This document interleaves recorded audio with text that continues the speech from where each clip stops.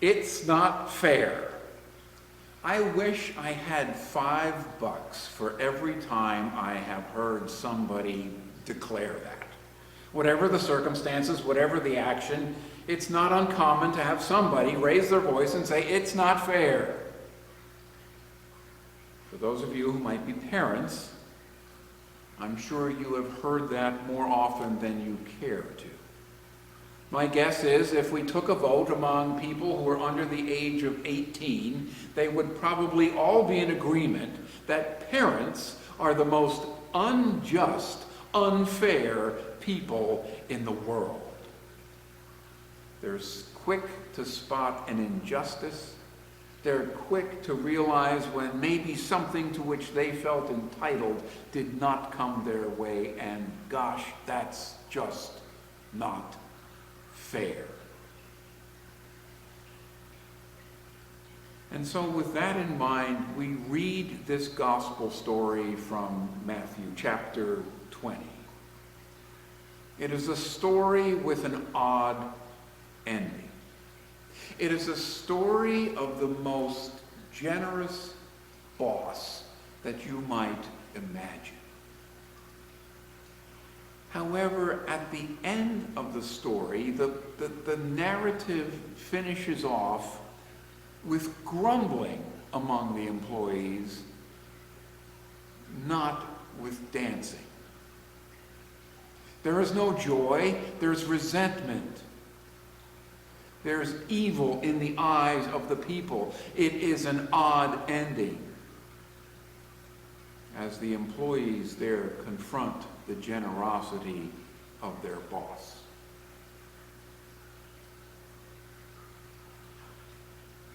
In other books in the Bible, we have numerous examples of stories that end differently than the way we might anticipate. You remember the story of Jacob and Esau. Esau, the older one, the strong one, gets swindled somehow out of his birthright by the younger, weaker Jacob. We remember the story of Joseph and the coat of many colors. Joseph, the one who is selected over his other brothers. The story of David, the little shepherd boy out tending the sheep while the big strong brothers get passed by. The widow whose penny seems to be the appropriate gift as opposed to the millions put in by the rich. And the story of the prodigal son, where the younger runaway brother squanders dad's inheritance and assets instead of the hard-working brother being deeply valued who stayed home. A lot of other Bible stories are there which lift up the ways in which there's a new ending that is written, where the weak seem to prevail. The stronger one is not in first place. The first or last, the last is first. But that's other books of the Bible. My goodness, this is Matthew's gospel. Matthew's gospel is the gospel that you want to tuck in your daughter's suitcase before you ship her off to college. Matthew's gospel is the one that has rules that are applied to everything. Matthew's gospel is the one that has the story of the bridesmaids locked out in the darkness with wailing and gnashing of teeth. It has the story of the unforgiving steward, the unforgiving servant, who eventually gets their comeuppance. Matthew is the gospel we read where the rules apply. After all, isn't that why many of us have sort of tuned in today? To hear, we're listening and observing in this worship and in the midst of this sermon because we want to be straight on the rules. Because we know that there seems to be, at least in some books of the Bible, some cause and effect. When you follow the rules, things seem to work. When you don't follow the rules, it all goes sideways. Because what if? What if God gave to everyone the same wage? What if people were paid for not working? What if the unemployed get a big bonus tagged onto the back of their unemployment check? My goodness, the world would spin out of control. People grumble about it. If you pay folks too much in their unemployment check, they won't want to work at all. What if? Well, the problem is that when we talk about the reign of God, the same rules that we use in our secular world don't always apply. If the world was going to be saved by bookkeeping, that you get what you earn, you receive what you deserve, because that's fair. If the world was going to be saved by bookkeeping, we would have been saved by Moses, the lawgiver. And God would not have had to send his son, Jesus, the love giver. But in this lesson that we read today of the workers in the vineyard, we begin to see something of the character of God, the love giver, who turns the world upside down and does not feel bound by the rules and the lessons of this world. And it's there that we find the good news and our own hope. Some of you might remember the movie Amadeus. It's a story of Mozart and his rise to some notoriety as a musician. In that particular movie, there's another strong character there, a person named Salieri. He's the court musician. He's a wonderful musician in his own right, and he becomes jealous for Mozart. Mozart's this young, flippant,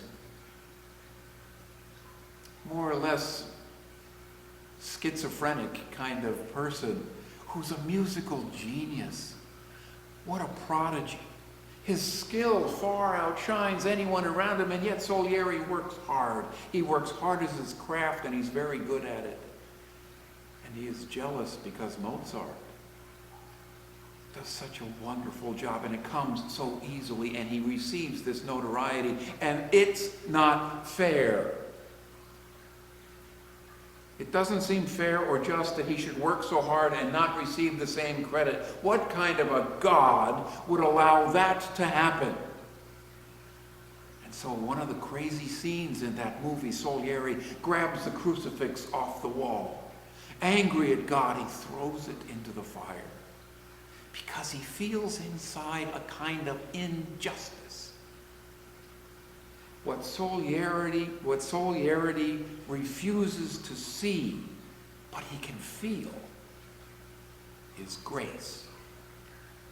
It's the unearned favor, the love, the generosity of a gracious God who has touched yet one more part of his creation, one more of his people, and has raised him up.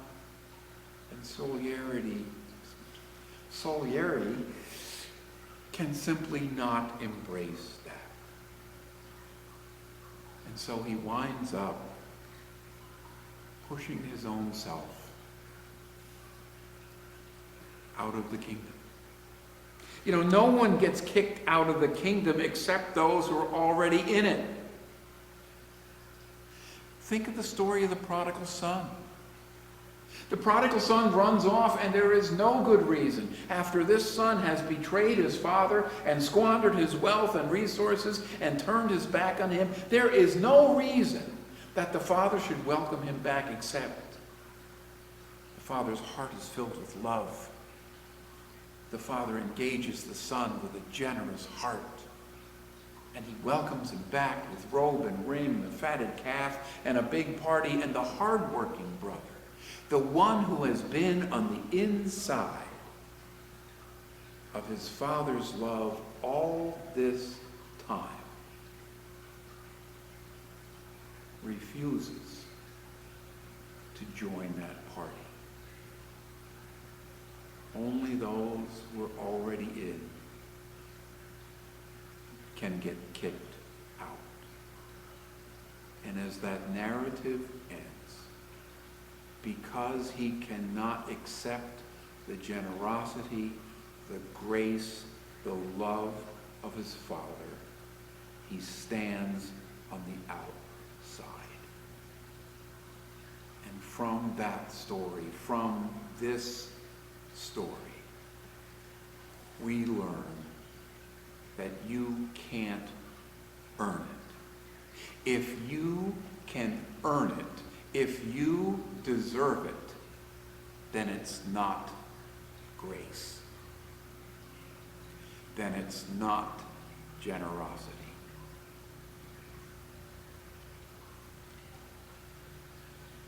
I was told a story by an old Methodist pastor who said they had attended a church that had received some new members. And the pastor stood in front of the congregation and in front of those new members and went through all of the sort of ritual questions and answers that we ask of people when they affirm their baptism, when they become part of the new community. And after they had gone through all the stuff that was in the hymn book, the old Methodist pastor then turned to those new members and said, when you become part of this church, we assume you will be like other followers of Jesus. And that means that we assume that some of you are liars and lazy and gossips and a whole host of other bad character traits. But know this, Jesus came to seek and save the lost. That's who this church is for. Those are the ones for whom Jesus died. So, welcome to the church. If you can earn it, it's not grace.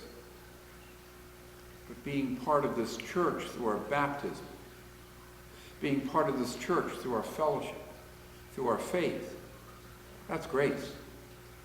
It's a stunning statement of scandalous grace. So in this text, there is no moralism here.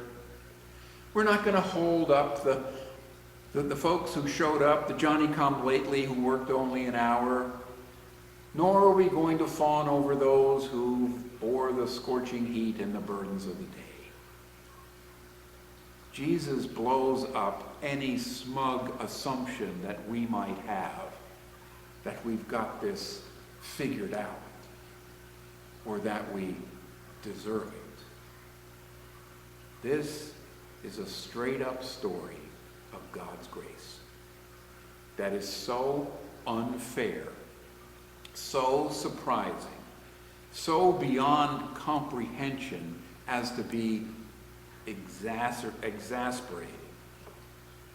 This is a story of a generous God and a grumbling humanity.